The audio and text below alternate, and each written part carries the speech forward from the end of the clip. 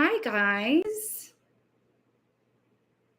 I don't know who's here, but say hi when you get here. Hit that thumbs up button. We're going to talk about this week's energy. It's going to be really chill in the beginning of the week, and then it's going to get a little weird towards the end of the week. So should be interesting and fun for this week. And the Taurus New Moon is this week. We're also going to make some flatbread and some hummus. So again, say hi when you come in to the room. Would be awesome. I hope everybody's doing well. I'm going to wait a few minutes and see if anybody kind of shows up. Give me a turn some lights on back here.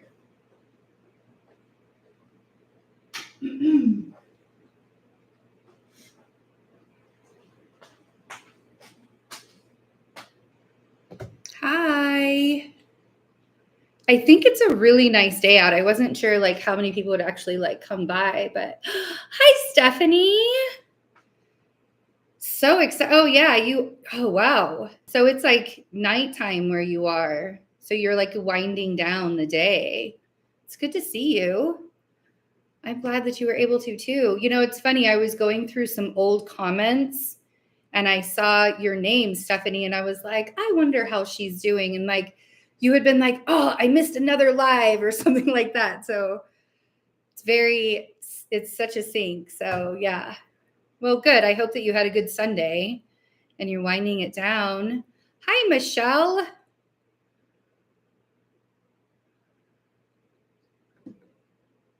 So yeah, it's been, it's funny. The moon is in Aries and right now, and I've had the worst headache all day. It's like screaming.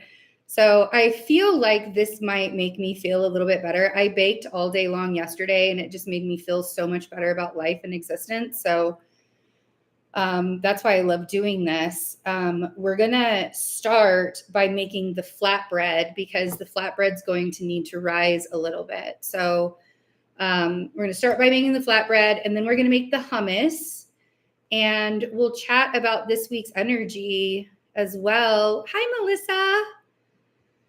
So good to see everybody here. Make sure you hit that like button so we can get other people coming in as well. I hope everybody's doing well. I noticed with like all of this fire and earth energy in the sky, I'm like extra dehydrated. We live in the desert, so I'm dehydrated anyways. We live in the desert right now, so I'm dehydrated anyways, but like I'm extra. Oh, Julie. Hi, Jules. Hi. Yeah, so like it's extra dry right now. And I feel like it's because of the stuff that like just all this fire and earth energy, all of the Aries energy and all of the Taurus and Mercury and Chiron are conjoined today into tomorrow. And we're probably going to feel that for like the next 3 days into the Taurus new moon too. So it's going to be a really interesting week.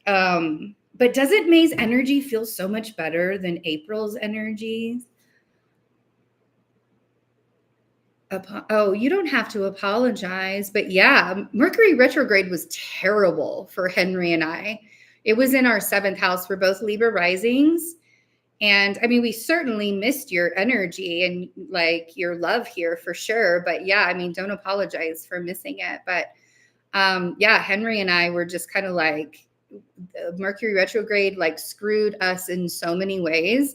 And I'm realizing that it was just, oh, wow. Yeah. In the 11th house too. Technology, fun.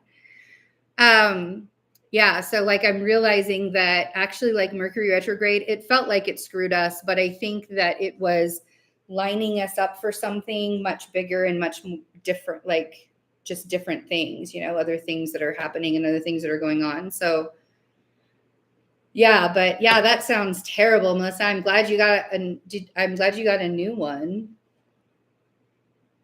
Unalive itself. I love that people say that now, unalive itself. All right. Let's talk flatbread. This is sourdough flatbread. You can use a cup of sourdough discard, or you can use a cup of just sourdough starter that's already been fed and it's already risen. Mine has been fed. I had to like revive it from the fridge this morning because I'd used all the rest of mine yesterday, and I'm going to save some of it that I have to make next weekend. We're going to make some more snacks like homemade Cheez-Its. I learned how to do that, and it's like one of my favorite things to make now. It's a little difficult. Like you got to have that arm muscle. I'm gaining some arm muscle from doing this stuff, but yeah, this is the workout. Cooking is my workout. So yeah, so you can use regular discard, or you can use discard that's been fed. Mine has been good and fed. This is about a cup of discard, and you're going to use a fourth of a cup of warmed milk up to 110 degrees. You can also use water. If you want to make this a vegan recipe, you can also use water. If you're going to use water, I would also add 2 teaspoons of sugar, any kind of sugar that you want to use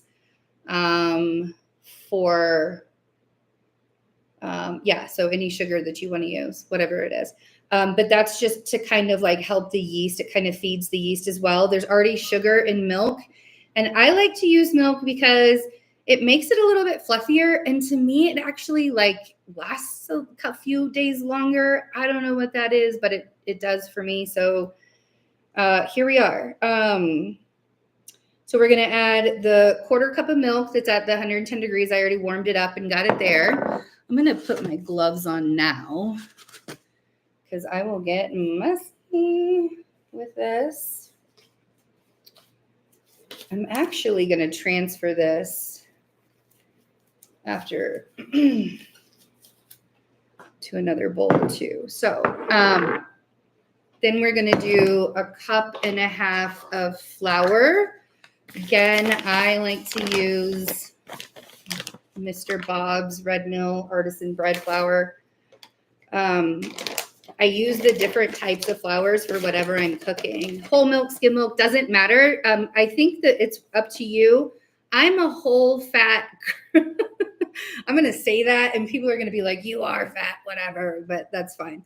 But like I use whole fat milk just because, yeah. But yeah, so hi, Billy. I don't think the fat content matters. I think it's like your preference, right? It's more of the lactate sugar that I'm using. And again, I just feel like the milk makes it fluffier. I've done it both ways with water, but I've only used whole milk. I've actually used half and half one time as well because I really like the fluffiness of what it looks like. So with these, you don't have to have an exact measurement. I start with a cup of flour. And we're going to add, oh, where's my salt? What did I do with my salt? Did I not get it out? Probably not. Here it is. So we're going to put a teaspoon. I accidentally added too much salt one time to this recipe, and it was way too much salt, especially like when you're eating it with like hummus and stuff. So I use kosher salt because it's just not as potent as table salt. You can use table salt if you need a little extra iodine in your diet. I understand that. Oh, nice. Well, it's so great for you to pop in, Billy. I really appreciate you being here. Thank you for the support. It's really great. So I'm going to just move this around so the salt and the flour are evenly distributed, and then I'm going to add the liquid portion to my flour in the bowl. And I'm just going to knead it in the bowl because there's not a lot and it's a lot less messy. And so that's why I start with a cup of flour that we add with the liquid.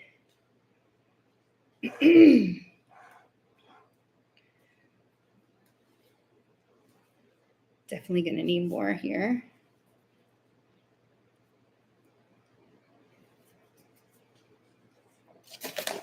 I'm like one of the messiest cooks. So normally it's probably about 1.5 cups that you're going to use, but I start with a cup and then I just start kneading it and getting it moving around.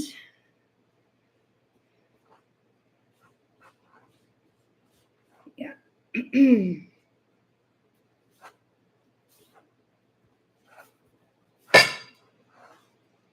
going to move this one over here.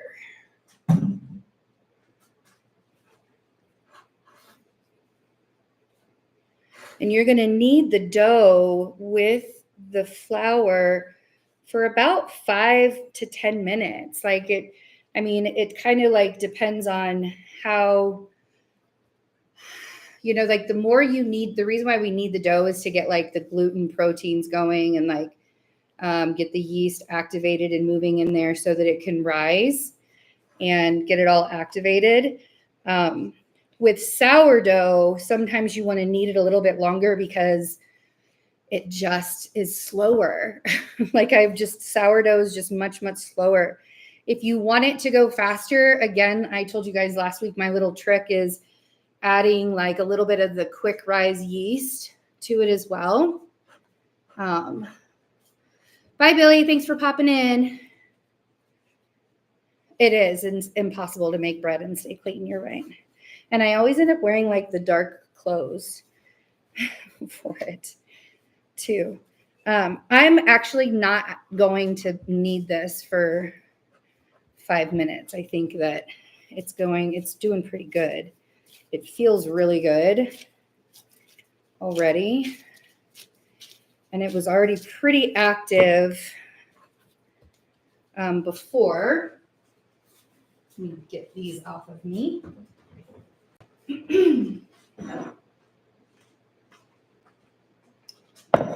Hold on a second.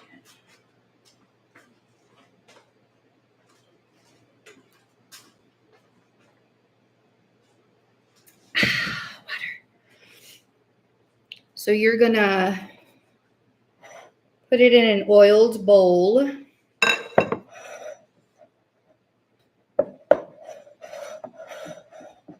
Make sure that oil is all the way around that bowl.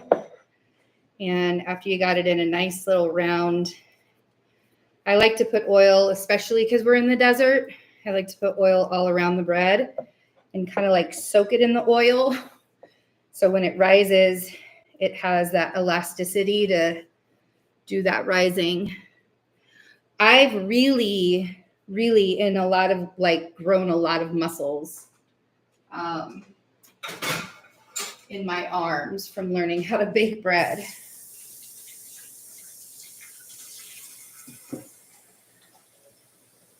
A whole lot of muscles. It's like the best workout in the world. And I do it nearly every weekend. I'm kneading bread and baking bread, and sometimes I don't even use my machine anymore. I just get in there. Okay, so I have a damp towel. I always put a damp towel over my bread. And I'm going to turn on my stove to 350 and turn the surface light on and let it be all warm so that it can rise. We're going to move the flour over here and start making some hummus. Everybody else still here with me here? Did I go a little too fast, or was that like, okay? Because it's really easy. Like these recipes we're doing this week, I didn't realize how easy it was to actually like make hummus. It's like so incredibly easy. And it's not even time consuming. So there we go. Oh, good. Okay.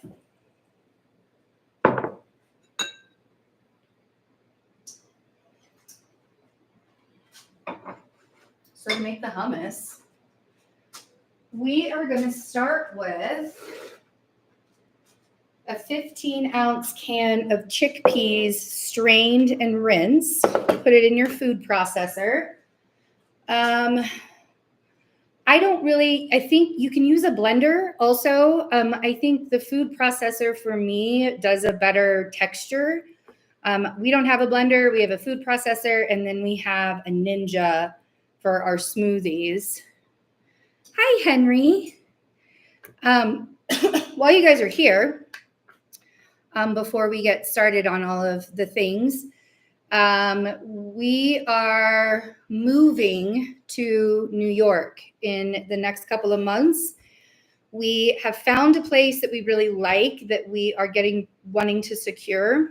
And we have kind of done the numbers and checked on how much it's going to be for us to drive cross country in a truck with all of our stuff. And so we're going to be raising about $10,000 to do this. I think it's actually going to cost more than that, but we got to start somewhere.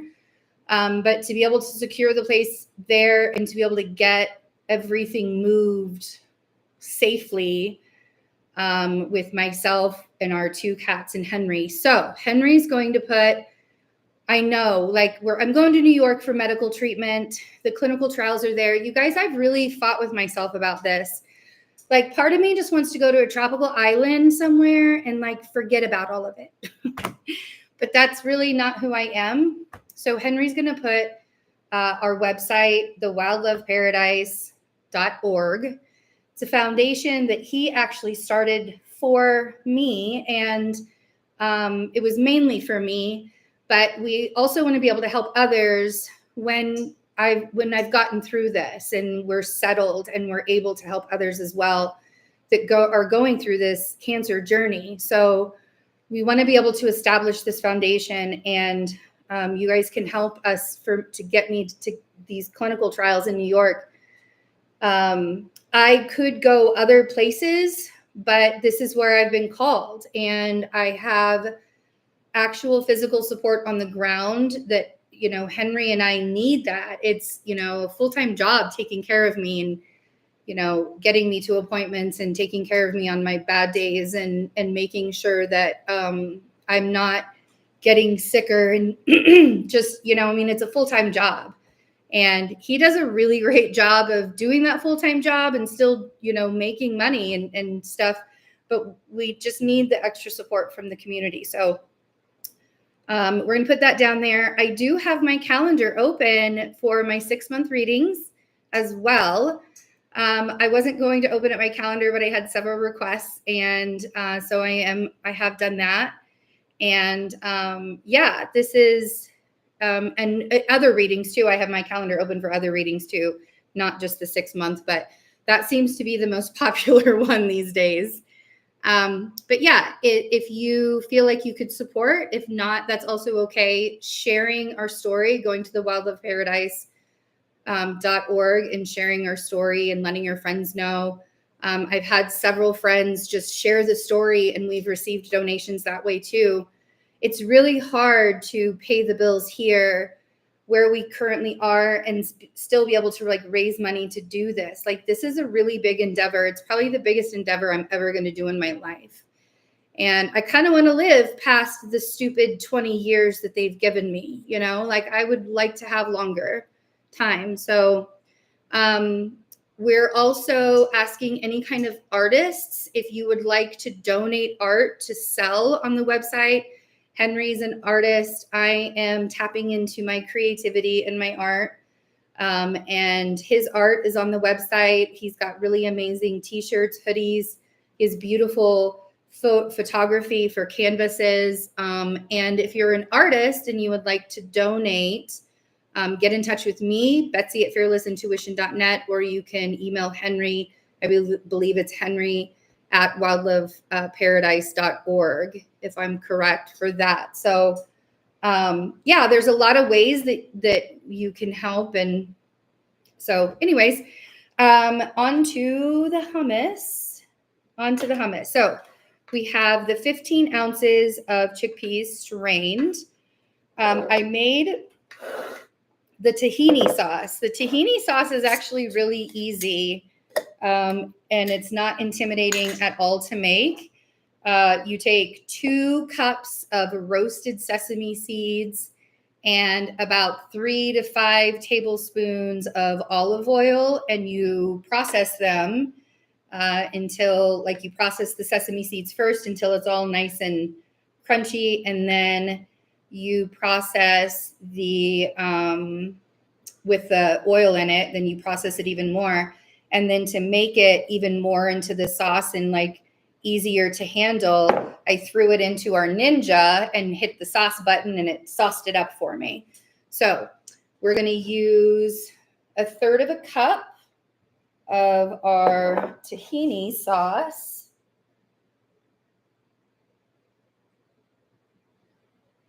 And that 2 cups of roasted sesame seeds usually makes about, and the 4 tablespoons usually makes about a cup of tahini sauce.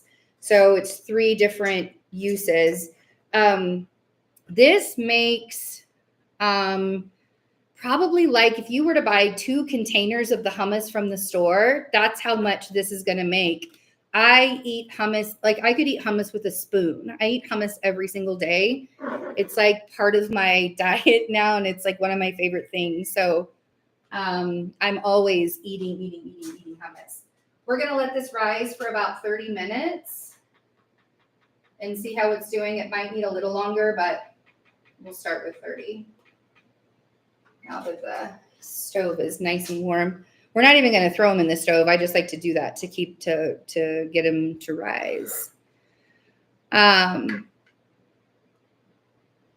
So we've got 1/3 cup of the tahini sauce. I keep checking the chat to make sure I'm not missing anything. And I put a tablespoon and sometimes a little bit more garlic, depending on how much. And really, it's to taste. Like, I would put at least a tablespoon and then add garlic. I know I'm not using fresh garlic, you guys. You can shame me later. That's fine. I'm going to add a little bit more than a tablespoon. We are garlic lovers here. It's good for your heart. It's good for your heart.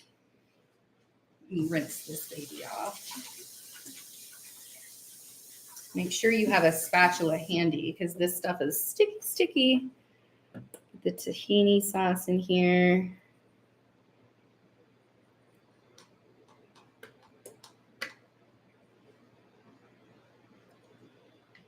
Oh, I forgot to do my cold water mix. I need somebody to keep me on task with things. You're also going to want to have cold water, about 5 to 7 tablespoons of it. So what I do is just pour some water in a tiny bowl and throw an ice cube in it.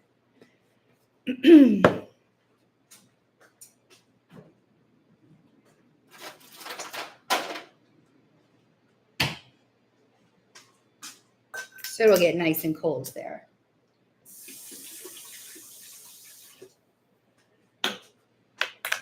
Okay. So we got the garlic, we got the tahini sauce. We want to do a teaspoon of salt. Oops. Even more, whatever. Move these things out of the way. I need a bigger chef's island, which this place in New York has a bigger chef's island, actually, believe it or not, because kitchens are not big. So I'm going to juice a lemon, and I would say it's like a medium lemon. I would say like 2 to 3 tablespoons of lemon juice. If you don't want to juice a lemon and you just want to get the lemon juice, I would say 2 to 3 tablespoons. This is also sort of to taste. Some people like it a little bit more. And this is just classic hummus. Like, I'm not really adding anything extra. You can add like olives. I love to eat olives with my hummus and do like a tapenade sometimes as well. I am not a roasted pepper hummus girl or a spicy hummus girl or a chocolate hummus girl or like, I just like my regular olive Mediterranean hummus. And so we're just making a classic hummus. So the juice of a lemon, I feel like we're making a potion here. The juice of a lemon. And let's bring, when we process this baby over here, I'm going to turn the sound off on my microphone while I'm standing next to it because I'll be right back.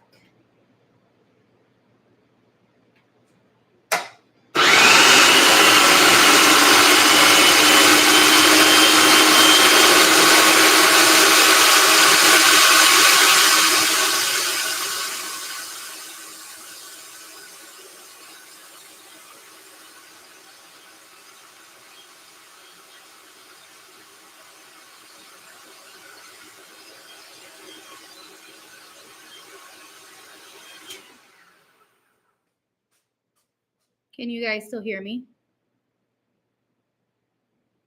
Thumbs up. I'm like, did I ruin the sound?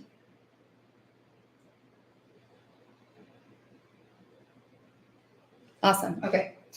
Okay, so now you're going to add ice cold water. I start with 3 tablespoons of ice cold water.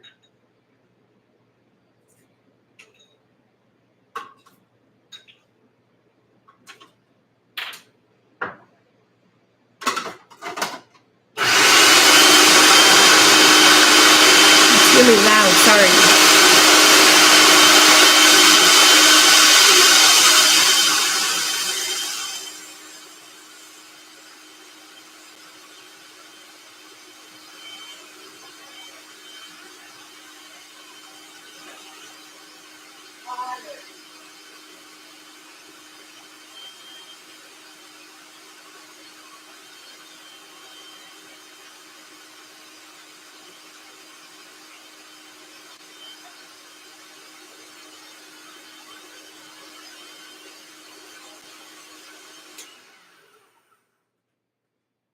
Okay, then you're going to, thanks. And then you're just going to continue doing the water stuff until you get to the consistency that you want. I added 5 tablespoons total. And I think I'm going to do a little bit more. I'm going to push down the sides. I will do a little bit more here.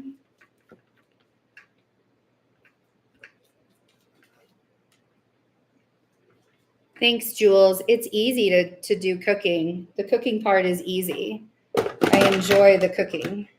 I've often talked about a cafe. Like, I want a cafe so bad. Like, I have to beat this cancer because I want to I want to feed people. Like, that's really something that I want to do.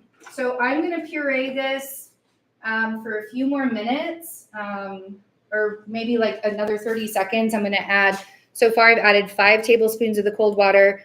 I'm going to add 2 more tablespoons of the cold water and then puree it for another 30 seconds and see where we get to. I'm going to turn my microphone off so you guys don't like lose your hearing from all of this.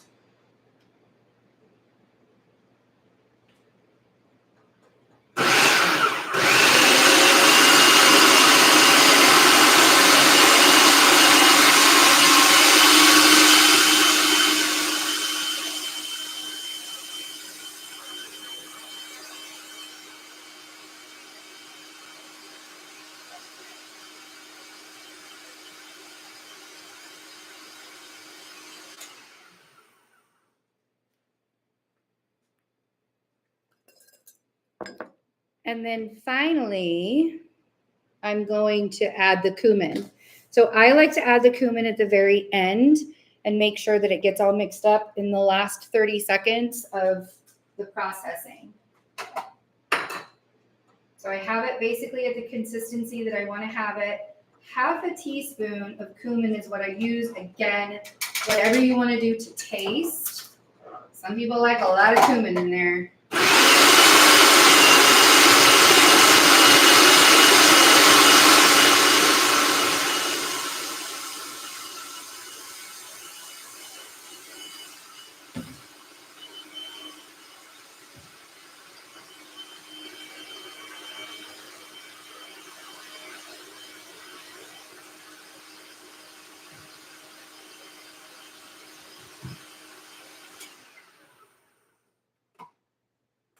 Right. Let's bring this baby over here.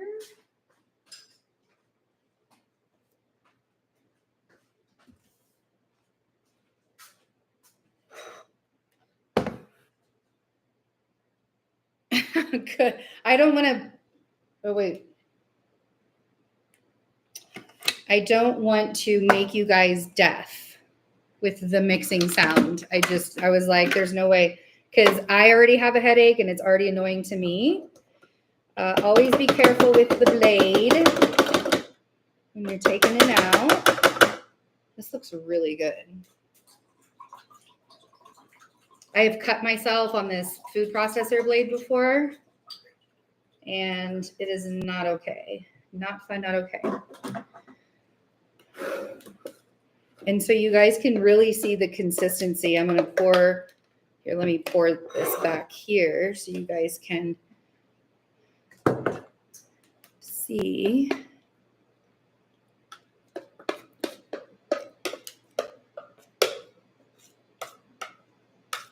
I don't know if you can tell, but I mean, it looks like baby food, but that's what that's what hummus looks like. I'm going to add a little more olive oil to it. And I like to dress it up with my olives. My favorite olives are the pitted Kalamata olives and the stuffed manzilla olives and cucumber.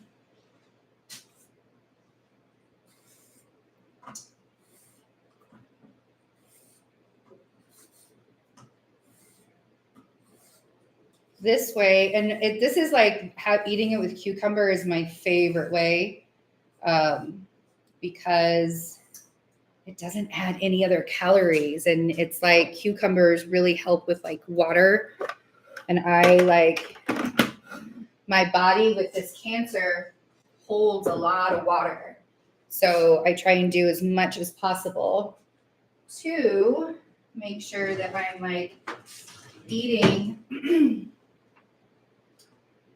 and drinking things. Like I eat grapes, like we just eat a lot of grapes and stuff. So I'll put my olives in there.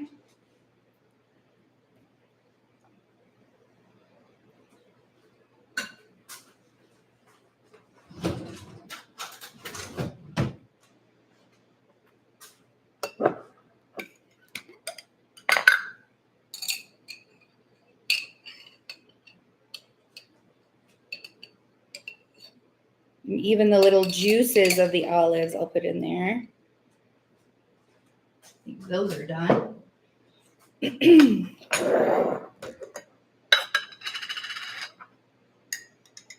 This is like an everyday snack for me.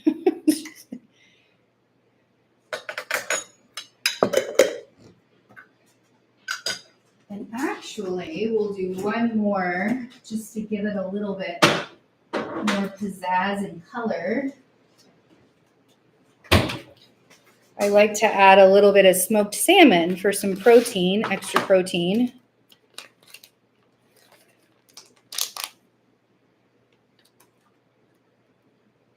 In my little bowl.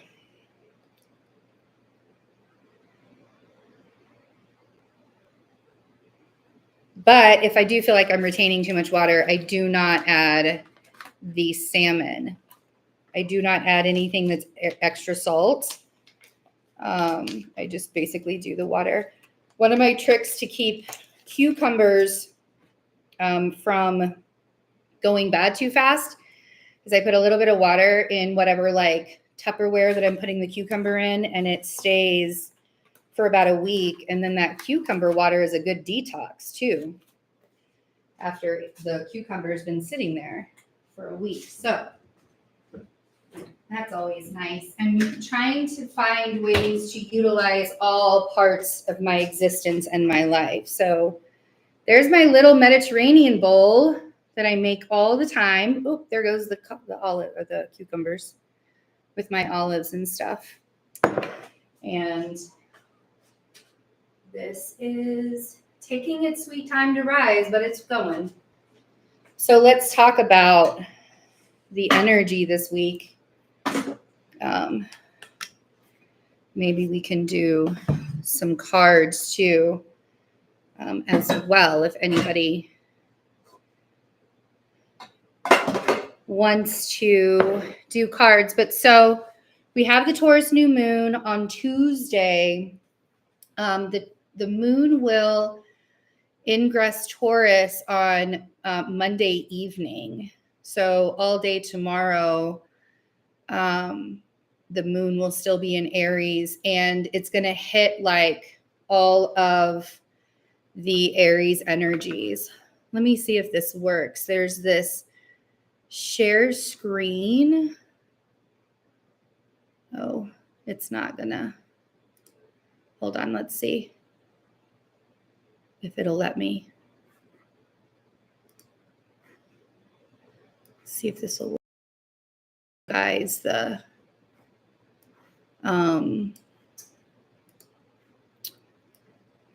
screen, what it looks like, because right now it's like there's a huge stellium going on in Taurus, there's a huge stellium going on, and there's just a lot of stuff happening.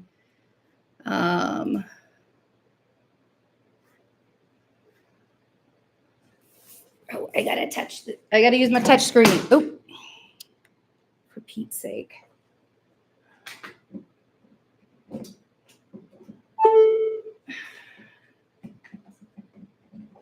Sorry, guys. All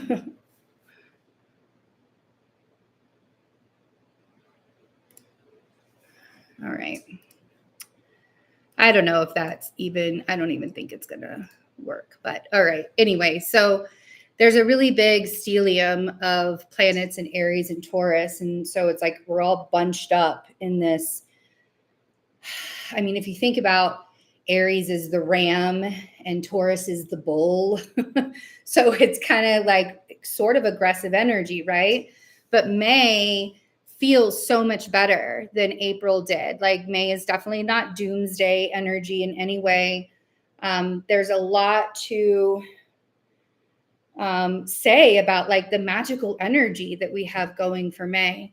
Do you know anyone who can do your chart without birth time? I actually have done charts without birth times before. I usually use the sun as the rising sign to look at the birth chart if you don't know what your birth time is. So if you want to email me, I can send you the link for that as well. But I've actually have a client and a friend, dear friend of mine, who I tried to remediate their chart too. And I was pretty close a couple of times. But then she was able to get her birth chart time, but we were able to do that a few times. So that's definitely something that if you want to look into it, we can talk about. But yeah, so this May energy in a lot of ways is helping us to like move forward, and all of the things that kind of catalyzed from the eclipse season, like all of those shifts and all of those changes are happening for us in May. And so really kind of paying attention to like you can't, like I have talked about May being like a dancer that's twirling, or a dancer that's doing pirouettes. And it's because like when you're taught how to do a pirouette or a spin, you have to learn how to spot yourself, and you have to find a spot on the wall so you don't become dizzy, so you can continue dancing. And like May's energy is going to feel very free and very spontaneous and kind of like you're spinning and just like, yes, open, open, open. But you have to keep your focus because it's very easy to get distracted. It's going to be really fast energy, and there will be shifts and changes that happen. And the Taurus New Moon is reminding us that we can't like force the energy. The Taurus New Moon is going to be very like time to relax, time to kind of chill out and allow things to reset. And the energy with Mercury conjunct Chiron today and tomorrow and into Tuesday for the new moon. And the sun will also sextile Saturn. So the sun will be at 17 degrees just before the new moon happens. The sun will be at 17 degrees and will sextile Saturn. And when we have the sun sextile Saturn, it's like, yes, I can get this accomplished, but how much energy do I actually have to do it? So in a lot of ways, we have to, it's like being our own cheerleaders. But this Taurus new moon isn't going to give us a ton of energy to actually work with physically. And it's going to be a really great reminder that even in times of rest, life happens and life changes and life shifts. And, you know, we're still in this like cosmic thing that is swirling around us, right? It's not a time to force, it's not a time to force what you think or how you think things are supposed to look or the way that you think that things are supposed to look. So, so this Taurus new moon will be on Tuesday evening. It'll be about it's going to be at 11:23 p.m. Eastern time, 9:22 p.m. Mountain time, at 18 degrees Taurus. And it will be sextile Saturn. And so, you know, it's like we can see what it is that we need to get accomplished. And we can see how Saturn is like the lessons that we're having to learn and like all of the, you know, situations that we're going to have to go through in order to learn those lessons. But with this Taurus new moon, even though we're going to feel like we need to rest, it still is packing a punch. It still is creating. There's still this creation part around it. There's still this, you know, we're not feeling the restriction. It's like, I know what I need to do now to move forward. I know what I need to do, the efforts that I have to take in order to do that. So really, really interesting times. And then after the Taurus new moon on Wednesday, the moon will still be in Taurus and will conjoin all of the planets as well in Taurus, including Uranus and Jupiter. We have Venus in Taurus right now, and then Uranus and Jupiter as well. And then the moon will ingress Gemini on Wednesday evening, in the evening. And so with the moon in Gemini, it's going to immediately trine Pluto that's retrograde. And then after that, it kind of just is besieged. It's going to sextile Mars. It's going to square Saturn. It's just this Gemini moon is kind of irritating and a little bit frustrating. And I think that we're going to really find who's lacking, that emotional maturity level when the moon is in Gemini this week. So, but what we're getting from this Gemini moon is information about what needs to change in our lives. We can be irritated all we want. We can be punchy all we want with other people. We can create chaos in our lives if we want to with other people. But at the end of the day, and really when it comes down to it, how is that going to make you move forward? You know, how is like just being cranky and frustrated It was 44444 when I said that. How is being cranky and frustrated going to help you move forward and get to things? Just it's easy to say, pay attention to your mood and pay attention to what you're doing and where you are, so that you don't make your mistake, say something that you're going to regret later under that Gemini moon. I'm going to have Henry bring over a chair for me when he gets a minute, and we will throw down some cards and just see what the energy is going to be like as this bread continues to rise. For the flatbread, it's like, don't watch the rising, Betsy. The bread won't rise. If you want to have an oracle card, donations are accepted for. I'll pull an oracle card for you if I can, like, even just right here is fine, babe. Thank you. These chairs are really heavy. Here, I'm actually gonna move the mat out of the way. They're like wrought iron. Doesn't matter how strong I am from kneading dough, the wrought iron of everything. So you can donate here. You can donate at thewildloveparadise.org for a reading or a card. I'm gonna shuffle, but this is just the energy for the week, the collective energy that we have going on for the week.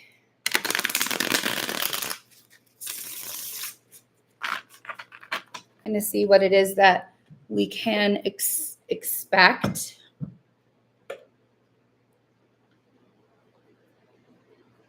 I know, a watch spot and all of that. Like, don't stare at it rising.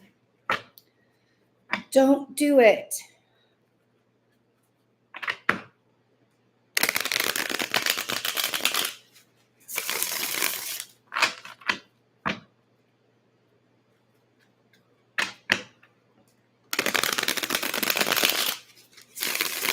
All right.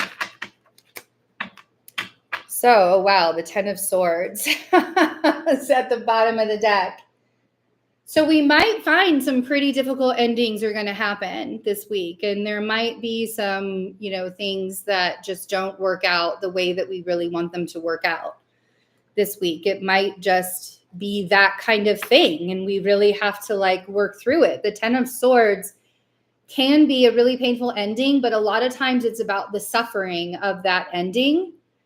It's the suffering and the way that you are handling it. So if you find yourself in a situation this week that's really difficult, that's really hard, I have learned that it is the way that you handle the situations in your life.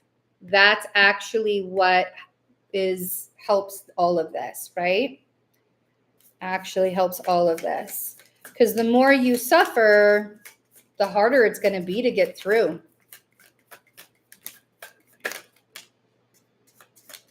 So Page of Pentacles, first card that came out, that's the student energy. Starting a new journey. And it's time. And the funny thing is I can see what the energy is doing that right now. I can see in huge ways right now that the energy is saying it is time to start something new. And that Judgment card, it's with Judgment, humans are really, really good at thinking they know best. And we're really good at judging other people's journeys. And we're even really good at judging our own journeys. And so you judging yourself in this journey and judging yourself, the beginning, that, I tell everybody that one of the biggest things that you want to do when you're starting something new is to not judge what happens, to not, because what we're doing really is we're projecting the wounds or projecting our old experiences onto what's happening now. And what's happening now, you're a different person. You're not the same person as you were in the past, and you've learned lessons You've learned how to get through those things, right? So whatever new journey you have to start on this week for yourself might be a difficult one, but it's necessary. There's something necessary. I think in some ways, wow, those cards just flew out. I think in some ways this is about the way that you want it, you know, the way that you want it to look. Because we also have the Page of Cups here. The Page of Cups is like the desire, the I want, the I need, the desire. Remember when you're coming in to watch, hit that thumbs up button for me. That would be really awesome. And then we have the Star and the Six of Wands. Hallelujah, redemption. That's what I feel like this is. I feel like there's a little bit of redemption here in the week. Whatever it is that we are doing in order to start something new, we're going to get this going a little bit. Whatever we're doing this week, it's like there will be victory. You will receive your answers, and it's like a path is going to open, and it may not look like the path that you initially thought the way that it was going to look. It might look different, right? But if we're judging the path, if we're judging the journey, and we're judging the direction that we're going in, then we're going to fight against it. And we're going to feel like the path is attacking us, or the world is attacking us, or, you know, whatever it is that we think is attacking us. Sorry, that scared me. So the Sun and the Six of Wands makes me feel like it's okay to relax. The Six of Wands also makes me feel like if we were to just be open to receive, to let people see what it, you know, see us, right? It feels kind of like something needs to be seen, right? Or like there's something like it's time to put your full self out there so that you can be seen. That's what that feels like. So Page of Pentacles, energy for the week. Judgment, Page of Cups, the Sun. Let's see here what we have. Ooh. Interesting. So the Six of Cups came out in reverse with the Page of Pentacles, and I like 100% want to say like this. Like the road that you're taking, it has to look different than the past. Like this, you know, the beginning of what you're doing. Also, if there's somebody that shows up in your life from the past, this is a clear sign that they are not it. If this is like someone that's showing up and they're like, I've changed, like that really feels in a big way, like don't get sucked into and like people from the past or situations from the past. The Taurus New Moon on May 7th is the mid center of the post-shadow retrograde of like where we were at the retrograde. And so there's a really big new thing that's coming out of this Taurus New Moon that's happening on Tuesday, but we're not supposed to be involved. In fact, it's none of our damn business. We're not supposed to be involved, but there's a really big thing coming. And if you're looking at the situation based on past experiences, you're going to suffer through it. Like it's going to feel really, really painful and it's going to hurt.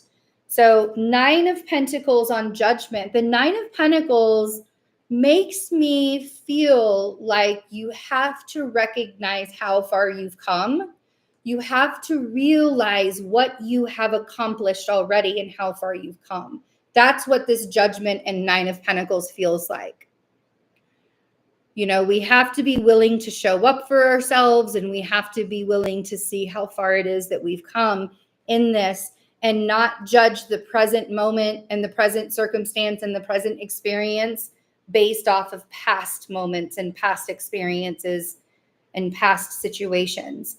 Then we have the Justice card on the Page of Cups. For some of you, you're waiting for some balance. For some of you, you want this to be a more balanced process. And I can already tell that May is going to be chaotic energy. I don't think it's going to be like negative chaotic energy. I think it's going to be more creative chaotic energy. But I think that we're really being asked to step up. Like we're really being asked to step up, to show up for ourselves right now, and to not get lost in, or get drugged down or get lost in the whatever, right? The external battle, all the things. I did the first video for the, becoming the body, learning to inhabit the body, learning to heal the trauma. I did the first video today for the Patreon members. If you want to support us right now, one of the absolute best ways is through Patreon, because I get to give back to you as well. But I did that the first video today on it, and it just felt so right. And it just felt like, okay, this is, I've been wanting to do it for so long and so long and so long and so long. And I've really had to be patient to get that right moment and the right time and the right day and the right everything to do it. And so I did that today, and it was like, oh, great. That's the feeling that we want to follow. We want to follow the feeling inside of us where our heart is expanding and we feel the joy. And like me doing this cooking stuff, right? Like, yeah, it's a little bit of extra work for me to get it together, but I love doing it. Like I want to feed people and I don't want to just do it over the internet. I want to be able to do it in real life too. And, that's one of the things that I've recognized within myself. So we have the strength on the sun card. I love that. It's almost as if we are getting this opportunity to see the resilience, right? Because the strength card is not just about being strong.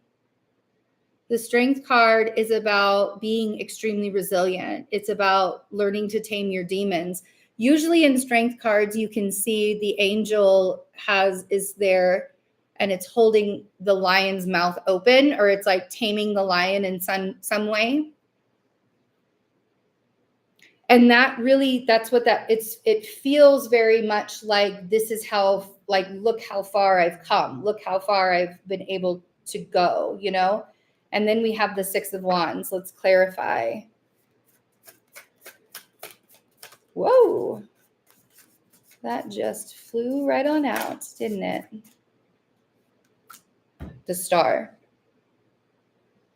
Bottom of the deck, we have the Three of Pentacles. So this feels like the beginning of a new foundation for some of you. Feels like the beginning of moving forward. The Star with the Six of Wands. The Star is like, to me, often feels like the North Node, in our birth charts. Sometimes it can feel like the midheaven. It's like, this is what your soul is meant to be doing. And even if it's uncomfortable, and even if it's frustrating, and even if it's a stretch, it's still coming together and it's still working together. And this does feel like a new foundation for some of you. This actually resonates with me as well. So, because most readings that I do for the collective, it's not always like resonating with me. I gotta find, there it is.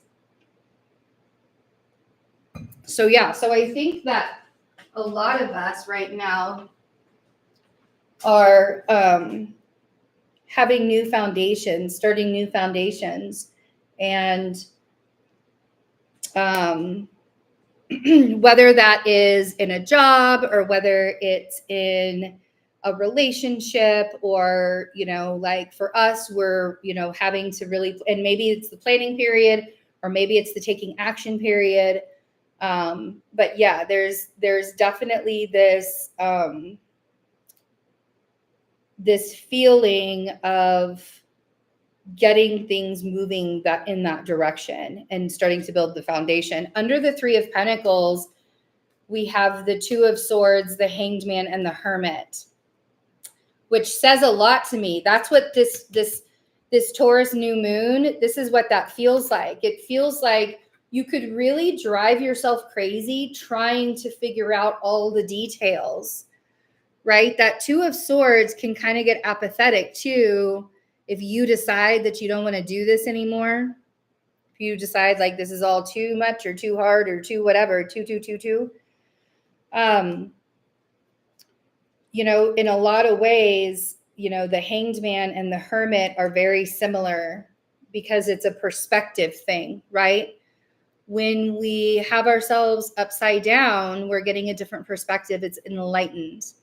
When the hermit is taking that journey with just a small lantern up the mountain to get information from source, it's an enlightened perspective. This Two of Swords, not enlightened in the least. Trying to make decisions without having all of the information. So there's some kind of information that's missing from, there's like a piece of information that's missing. And in order for you to gain that piece of information, you have to experience things. You have to just let it go.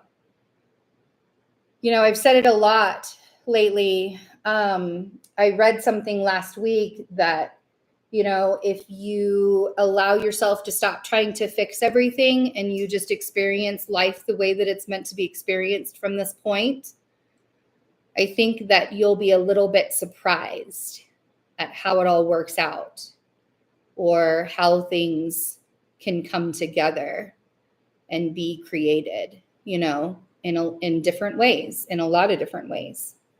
So really interesting energy this week. Does feel like we're building new foundations. It does feel like we're really shifting energies and creating after this week. So the 10th is Friday. And then we'll have the Cancer moon next weekend. So half of Saturday will be the Gemini new moon. And then we'll have a Cancer moon for the rest of the weekend. So that's going to be really nice to cook in because when the moon is in Cancer, it conjoins my Mars in the 10th house. So I want to be in the public and be seen in the public. And I mean, one of the reasons why I want to feed everybody is because my Mars is in Cancer in the 10th house. So we're going to come back together next weekend and do this probably on Sunday again. But this week, you know, the second half of the week is going to feel a little bit weird. The beginning half of the week is going to feel really exhausting and just like, you know, it's like Thomas the Train. I think I can. And if you cannot, then stop trying.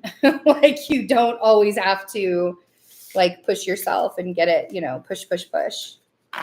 You don't always have to. Let's take a little drink here. Let's take a look. I know a watch pot never boils, but I still want to take a look. It still probably needs some more time.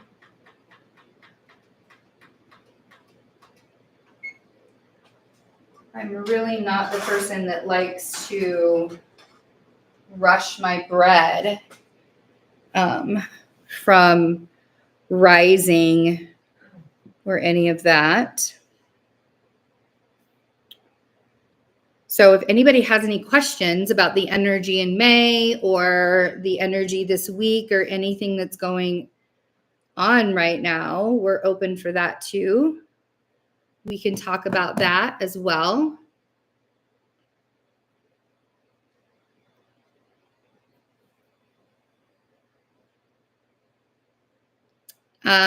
Next Monday, we have the Sun conjunct Uranus. And that's sort of the beginning. It feels like that sort of is going to be kind of a catalyst for like after the moon energy. And there's also going to be like a whole new cycle with the Sun and Uranus starting that day as well. So it'll be, you know, and that also is going to happen with Venus this month too, between Jupiter and Uranus. The Sagittarius full moon, I'm really excited for on the 23rd. How does the retrograde differ compared with a Mercury. Oh, the Pluto retrograde. I'm assuming that's what you're talking about. So with the synodic cycles of planets, and a synodic cycle is like how many days a planet is in a particular sign. And so with Pluto, usually we've had Pluto in Capricorn from 2008 to 2000. This is 2024 is like the last. This retrograde will be the last little dip into Capricorn. So about 15 years ish, give or take, with the retrogrades. Mercury's synodic cycle is like 111 days or some 112 days. I would have to look at my notes, but Pluto takes like 200 years to go through the entire zodiac. So when we are talking about retrogrades at all, it's more of like we're going inward. And with Pluto retrograde, and I discuss like on Patreon, I discuss for each sign how the Pluto retrograde is going to affect each of the rising signs with their May astrology readings. But with Pluto retrograde, Pluto will retrograde for half the year. So Pluto retrogrades from May 2nd until October 11th this year. And so that's 5 months out of the year. That's half of the year. So the retrograde for Pluto is just as important as if it's direct. Same thing as with Mercury retrograde too, but Mercury is not retrograde for half the year. Even when it's retrograde 3 different times in the year, it's still not taking up half the year, right? So, and it's a generational planet. So that's why it takes 15 to 20 years for Pluto to get through one sign, because it's, first of all, very slow moving to begin with, but also it retrogrades for half the year. Same thing with Saturn, same thing with Jupiter, same thing with Uranus. They all retrograde for at least half the year. So we go internally, right? And when we have those retrogrades, and this is like where humans kind of miss the point, okay? Because the whole point of being connected to yourself and being connected to the cosmos and being connected to the earth is is embodying the changes that are happening externally, but you're embodying it internally. So Pluto is about change and transformation. So when we have a Pluto retrograde, we're embodying all of those changes and all of the transformations that we want to see this year happen in our lives. We have to embody it, because when the things start changing in the outside world and they start transforming in the outside world, we freak out and we're like, holy crap, everything's changing. I'm losing my shit. I want everything to stay the same. And that's not how life works. Life doesn't stay the same. Life changes. Even if you are somebody who never changes anything in your life, things will still change. Things will still decay. Things will still transform. Things will still move from a positive to a negative. So when we have these outer generational planets in a retrograde cycle, we're internalizing the energies and we are embodying the changes. So like when Saturn is retrograde, which Saturn will retrograde, hold on, I don't remember. I think it's in July. Nope. It's June 29th. Saturn will station retrograde until November 15th. So June, July, August, September, October, November, 5 months, right? So Saturn will retrograde about 4.5 months, 5 months. So during that time, we will look internally and embody the lessons of whatever it is that Saturn in Pisces has been teaching us externally as well. And that's sort of like what we're doing in that it becoming the body class, is learning to fully be in tune with our body and learning to embody and integrate the energies that we're feeling, like staying in the present moment, because, and especially with May, and I'm really glad that we're doing it in May, because May's energies are like so off the rocker. They're like so all over the place. And when they're crazy, like all over the place like this, again, you have to like find that focus and find that direction that you want to go in, you know, when you're spinning and stuff. And, you know, it's like what my dance teachers used to say, find your spot, find your spot, find your spot, so that you're not dizzy when the dance is done. When you're done spinning, you're not dizzy and you can continue, you know, finishing your steps. And so, yeah, and Pluto retrograde will be one of that. Each time a planet ingresses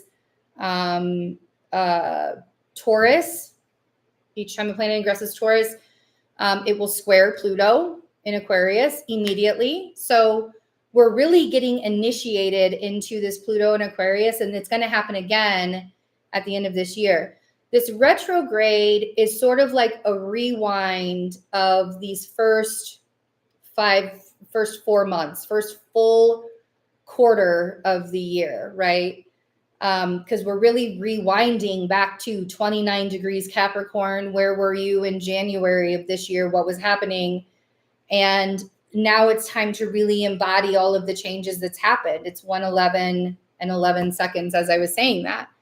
It's really time to embody like all the changes and everything that's happening. And like, you know, when Pluto, so like whatever is connecting right now, especially with the Taurus new moon, it's not square Pluto exact, but the moon in Taurus will square Pluto before it becomes perfect in the, you know, at that 18 degrees Taurus.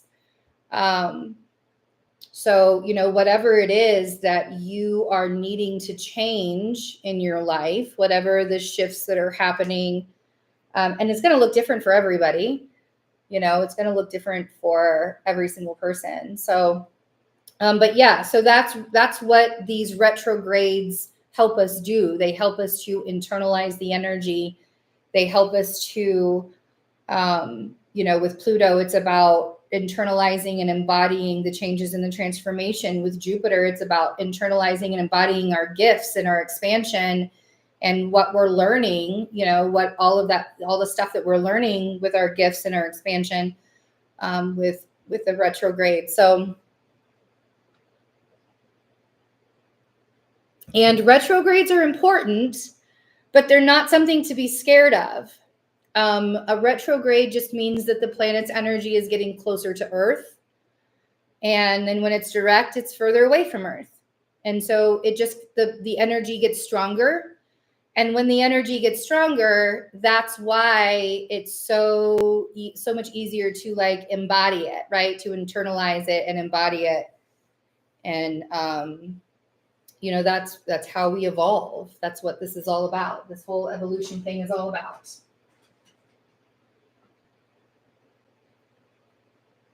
I'm going to give it this last 6 minutes. I am going to take a really, really quick break, turn off my microphone just for a second. I will be right back. So I'll just be right back.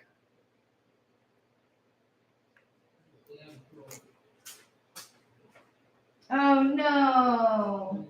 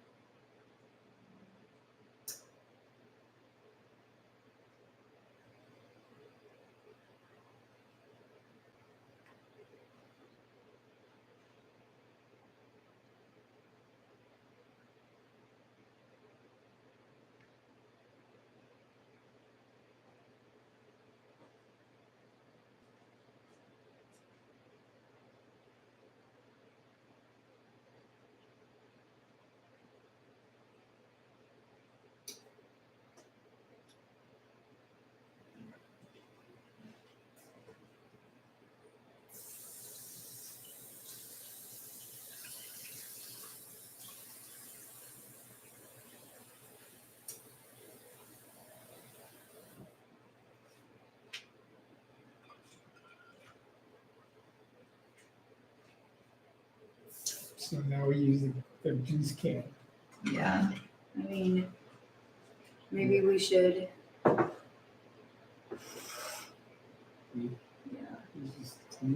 It's weird. Yeah, that sucks. How the fuck? Well, I mean, probably just the heat just That- exploded it. Or whenever it fell, like either it just got hit or Yeah, I don't know like what cracked the it or fuck happened something, something. But yeah, exactly. That With the sucks. heat, I think too. Yeah. It shouldn't. It is what it is, babe. Apparently we gotta get a new bar. We'll use that one for now. Yeah. I mean, maybe we should just go to the smoke shop and see what they have. You know? Yeah, that sucks. The duck's time was over. How much was that thing? I don't know, like $60, $70. We just paid it in like 10, like we paid payments and $12, $15 a time every Yeah. 2 weeks. So we could order one like that, no problem. You know what I mean? Yeah. But at least we have the gas can. Yeah. The energy is repelling us here so bad. Like we know it's time to leave. Breaking stuff. Like just things just break. Like it just shatters. Things just like shatter. It's crazy. So that's how we know when it's time to leave is when the energy is repelling us. Our vacuum broke. I mean, well, they're asking what broke. It's our dab rig. It's what it's like a bong, but we smoke weed. It's like we smoke dabs out of it. I smoke weed because it's my medicine. It helps with my body. It helps me to relax my body. It helps me to get out of, all of the fear and stuff. But yeah, it was our dab rig and it just shattered like out of nowhere. It just like, boom, it just shattered. That's what scared me. I was like, whoa, what was that? It just scared me. So, yeah, we have, it was like, anyway, but yeah, so the vacuum broke a couple weeks ago and then we got a new belt for it, but now we have to get a new, like the wheel or spinner or brush thing. Yet another object unaliving itself. That's so true. Yeah. So, it's fine though. I mean, just things are things. It's happening. I can just tell when it's time to remove ourselves from the energy of the space. All right. I'm going to clean this up a little. So it has grown about half the size. Normally I would let it get a little bit bigger than this, but for the sake of time and not taking up your entire Sunday, we're going to work with this energy. I'm going to cut this thing in half and actually put half of it in the fridge because I will not, it's just two of us. And if I make all of the flatbread at once, it's just ridiculous. It goes bad. So we're just going to lightly flour the space here just so it doesn't stick.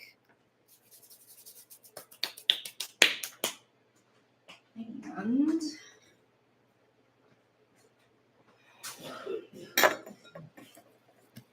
it's really nice and fluffy. The Buddha is saying, all that is mine, beloved and pleasing, will one day leave me. Exactly. There is no reason to hold on to things. Seriously, being a 12th house Saturn has taught me in so many ways to let go, just let go of shit. Just let go of there's that the material stuff does not matter in life. Like I would say that I'm probably very Buddhist in a lot of ways because of that, because I don't believe in holding on, it's nice I like to have human creature comforts, but I don't need them. And it's, like right now I'm just trying to survive. like for me, fundraising and having to raise money to get me to New York so that I can live my life, to me, like that money is going to come and go. You know what I mean? It's like, I'm not raising money so that I can live a lavish lifestyle. I'm raising money so I could go get healthy and get well. And it might be that when I get there, I'm going to need that's where I'm going to get the bone marrow transplant. Who knows if that's what the thing is, but whatever it is, this is the journey that I'm on to get there and to do it. So typically you can get probably about 8 flatbreads out of this. Maybe even more. Like I've been able to get even like 16. It kind of depends on how big you want the flatbread to be. Go ahead and I use, this is like a really old MasterChef pan that I found at the thrift store, but I love it because it's like, it feels like stone. But this is what I use. You can also use a griddle.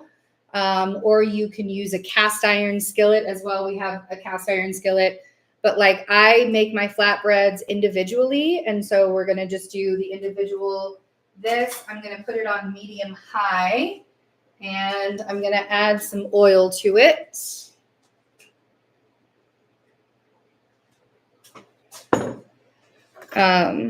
So I'm going to cut these.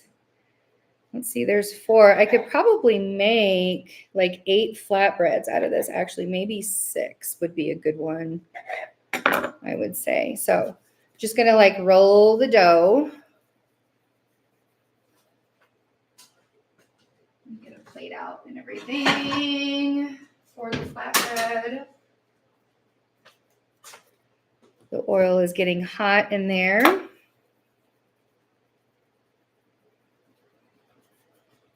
And then you're going to flatten it out like a pancake, kind of. Just flatten it out, spread it out, get it all nice and if you need, I need a little bit more flour here just so it doesn't stick and so it's a little bit more pliable.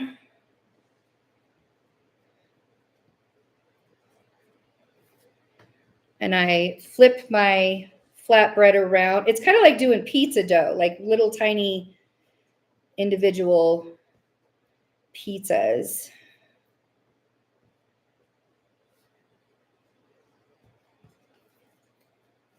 Like I said, I don't make mine very big. I like to make mine really small.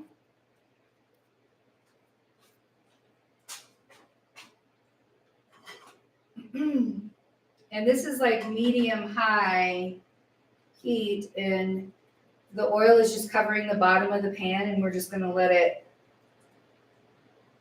cook. I wish you guys could actually see what was happening here. But as that's cooking, you're going to flatten out the other ones. How do I ingest my meds? Oh, sure. I do it in a lot of ways. I learned how to make edibles this year. So I learned how to make like edible butter, THC butter, and I learned how to make THC coconut oil and vegetable glycerin. So I do tinctures in my drinks. I do it always. I smoke it, I vape it, I do dabs. I mean, I've had to find a whole bunch of different ways to ingest it because it is true that your body, it becomes immune to it, especially when you're using it every day. It's just like any kind of medicine, and like there are times in my life when I feel like I need to not smoke or ingest it as much, or I need to do it in a different way. But like even like RSO, Rick Simpson oil, which is just really, really concentrated. Like it's like a gel-like substance. We put it on like a cracker or bread or something like that. But honestly, like any way that I could find,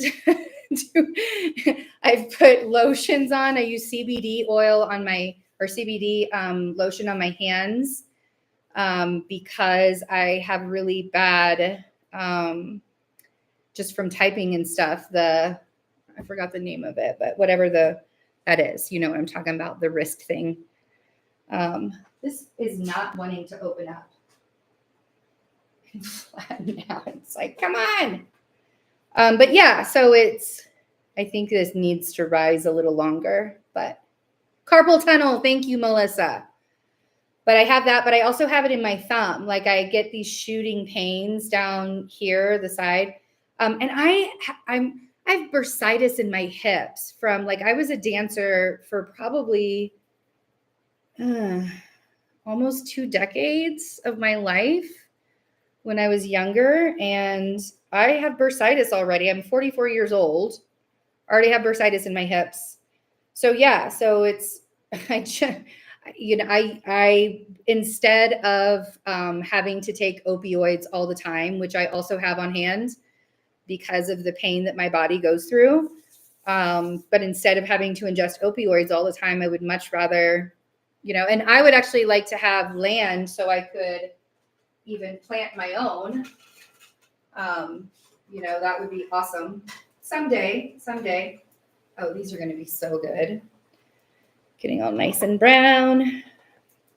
So yeah, but good question. That's fine. I actually would like to talk about it more here, and probably will talk about, how I utilize marijuana, because making edibles, being able to do have my love for baking and be able to make edibles, that's part of the cafe business that I want to have too, is to be able to have take out edibles. But I also sell the edibles. I sell them on Twitter mostly because I wouldn't get in trouble for that. But I haven't made any lately. It's been a couple of weeks just because I don't have any butter left or anything like that.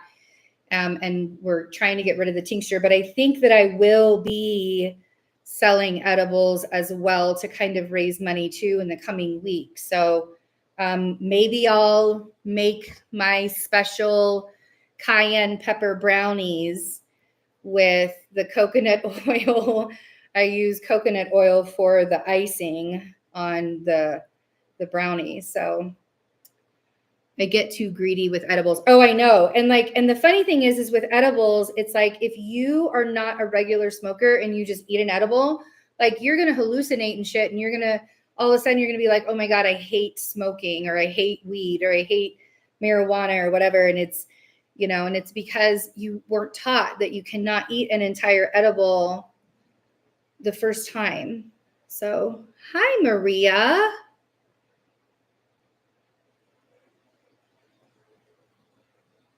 Oh, awesome. Yes. And you absolutely need to rest during this Taurus moon if you've been down and out. Absolutely. But it's nice to see you. Oh, I turned the heat down a little bit. But so normally I just cook these until they're brown, until they're the right kind of brown. So let me show you guys. Here, I'll put it on a plate instead of trying to burn myself. You can kind of see, it's like, I love the color, and it's a little just fluffed up. They're really nice and fluffy. When it cools off a little, I'll open it up for you so you can see the pockets of the bread too. Let me get this baby in here. Definitely need more oil in this pan.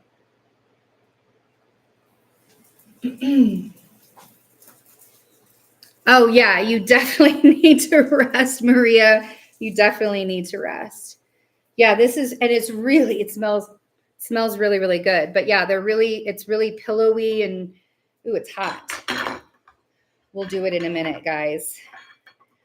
But yeah, so I'll talk more about that marijuana journey as well, because I believe in the medicine of it. And I was raised around parents that smoked weed, and that was never it was never a big deal for me. All of my friends thought that it was such a big deal to be a smoker, that my parents smoked weed. And back then it was, the 80s and 90s, and it wasn't, we were all having to go through the DARE program, because weed is so bad. for you. Well, now it's actually becoming like, what is it, babe? Like schedule, what they say, schedule 3. So it's going to be in the same schedule drug as Tylenol, over-the-counter Tylenol, or like having to get pseudoephedrine over the counter for the pharmacy, right? You have to ask for that allergy medicine at the pharmacy. So it's going to be in the same schedule. And it's because they realize that marijuana, like alcohol, is harder on your body than marijuana is, period. Especially if you're not smoking marijuana, if you're just ingesting THC in a different kind of way. It's much calmer, much kinder to your system. My kids had to do DARE too. It's a plant. Like literally, it's, and people have enhanced that plant, and that's fine too. I think, humans always want to enhance something, make it better, but it's a plant, and alcohol turns out, alcohol is a plant at first too. Like, I'm not knocking it. People who drink alcohol, that's fine. I just know that I know more people that have a problem with alcohol than I do when they have a problem with marijuana. Like, it's just, anyways. So I'll talk more about how it helps me to heal my body, and mainly because I know that I was so incredibly stressed out in my life that I know I contributed to my illnesses. I know that I contributed to the trauma that it is in my fascia and my muscles and all of my ligaments, and that just sits there. I understand that I contributed to all of that, but you can still undo all of those traumas also as well. It doesn't have to be a life sentence, and marijuana and THC has really helped me to heal my body in a lot of ways. I love how this thing like puffs up. It's really cool when it puffs up while it's cooking. I wish you guys could see that part, but you'll definitely see it if you make it for yourself. And it's so easy. So this is cooled off, but just like, oh, look at that. Look at that. Look at how cool that, it's just awesome. So delicious. And it's all nice and fluffy.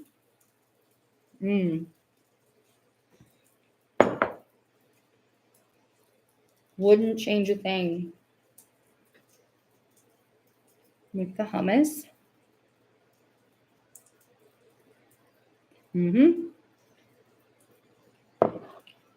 That's going to be my lunch.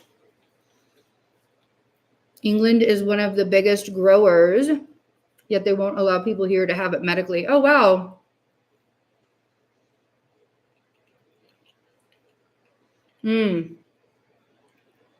Yes, Jules. I love that you grew up during the generation of peace and love. I absolutely love that. We need more of it.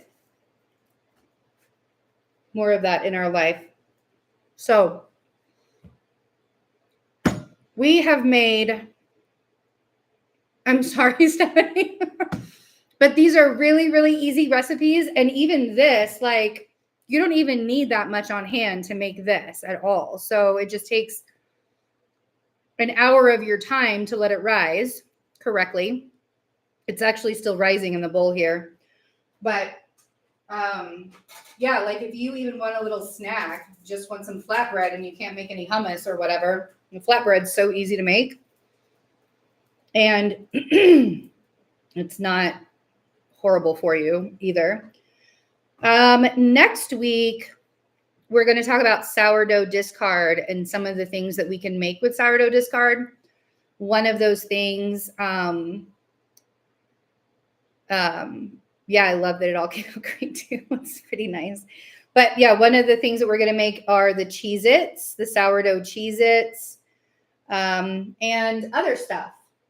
And you can make it doesn't even have to be Cheez-Its. Like you can make other crackers with like I might do some that are Cheez-Its, and some crackers that are like the garlic salt crackers, and just have a garlic salt thing as well, with maybe some mozzarella cheese. Like so like I'm just gonna make different like snacks and crackers, and with sourdough next week. So come join me. We'll talk about the energy that really, really, really starts to ramp up next week, starting on Monday.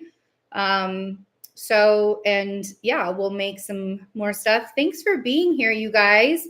And if you would like to help support, that would be really, really awesome. If not, just sharing this content or our organization with anybody is also really wonderful and can spread the love and get it out there. I did put the recipes for both of these in the description box this time. So easy. So I absolutely did that this time. And have a wonderful, oh, hi, Mark, you're coming at the end, but I'm so glad you're here. So I'll see you guys next week. Thanks for hanging out with me.